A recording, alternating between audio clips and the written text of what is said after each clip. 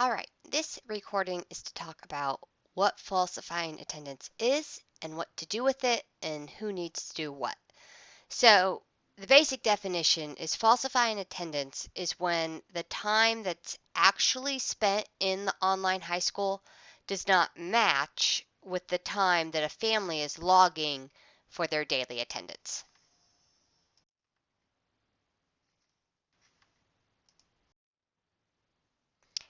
The way you're going to know how much time a student is actually spending is by looking in the OHS at that particular student. So, um, if it is your own class, you would just go to the progress screen, and when you go to the progress screen, it would pull up the progress summary. If you're a homeroom teacher, you would have to view as the student. So once you were impersonating as that student, if you went to more, you could go to My Progress and see all of their classes, or you could use these little boxes up here to go to each individual class and then click on the progress screen. No matter which way you get there, you're going to see a progress summary. You need to make sure you're in the summary portion, and what you're looking for is down here under content. It says time spent, and it'll give you the total number of days, hours, minutes, and seconds. Okay, students should be spending about 1 hour per class every single day. So that would mean that the hours would match whatever day of school it is. So in this example, if it's day 12 of school, then the hours should be around 12 hours. Now, if you're not sure, or maybe your course isn't as heavy as some other courses and you don't think that it's actually taking students a full hour every day to do work in the OHS, then I recommend that you look at your entire class, focusing specifically on those highly engaged students that you know are putting in the work and the effort, and then see what their hours are. And then, if they have an average of 18, 19, 17 hours, then that's kind of the range for where your students should be at that point. Okay, the answer to this question is, well, it's everybody's responsibility.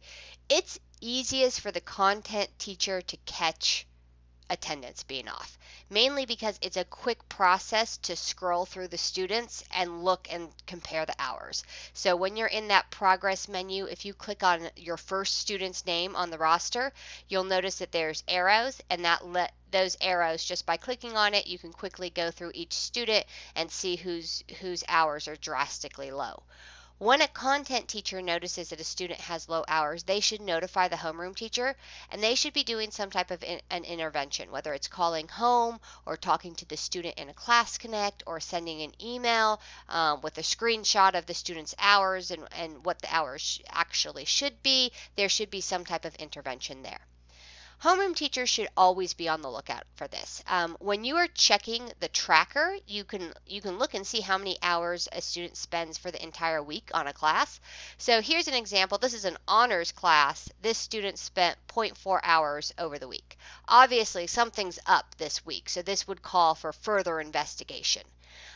If you receive an email from a content teacher about attendance being off in a particular class, you should investigate all the other classes. Is this student doing this across the board, or is it only in that particular class? And same thing, the homeroom teacher should also do an intervention, especially if the content teacher has not done an intervention, or maybe the content teachers haven't even picked up on it yet. And in that case, it would be the homeroom teacher's responsibility to do the intervention.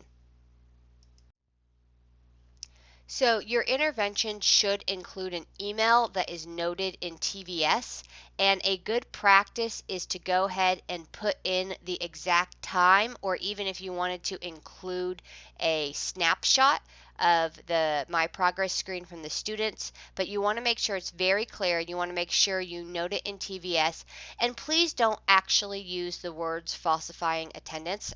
That's very accusatory in nature.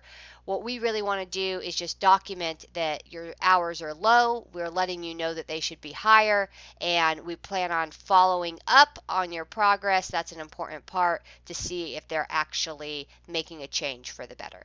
But when you do send this, please be sure you mark it in TVS so that intervention is documented. there is a drastic discrepancy in attendance and the homeroom teacher feels like they need to adjust attendance, the homeroom teacher can do that. Before the homeroom teacher does it, though, they need to get approval from their AA. And when sending your email to your AA, there's two important pieces of information you need to include. There should be a snapshot of what the OLS attendance is showing, as well as a snapshot of the OHS progress for that particular class.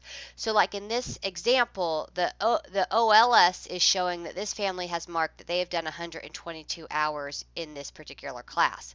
But when you look at the time spent in the OHS, it's only showing 3 hours. So this is a drastic difference that might be a case where an AA would go ahead and give the approval to the homeroom teacher to adjust attendance. If your AA gives the homeroom teacher the approval to manually change the attendance, you need to do that in the OLS. And there's two ways you could do it. You could either, when you're in the student's information, you can either click on the attendance tab and click enter attendance now, or under the quick links, you can just choose manage students attendance. Either way, it's going to pull up this menu. You would have to manually go through the days. So you would click to whatever day you wanted to start with, then you could use the arrow to go from one day to the next. You would delete whatever they have and manually enter that 0 and always pressing save. Please be sure you note in TVS if you manually adjust attendance. Finally is bringing FAST in for support on this. So when you're making your referral, there's a few things you need to keep in mind. There has to be an intervention that's directly related to falsifying.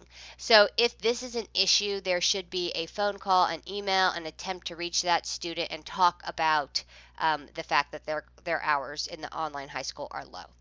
For the priority list, you can list something like this where it says the priority is engagement and progress. You can note that attendance hours and OHS hours should match, that a student should be completing at least one lesson in every class every day, that a student shouldn't be clicking through lessons but actually reading information. Something like this for the priority list would be appropriate.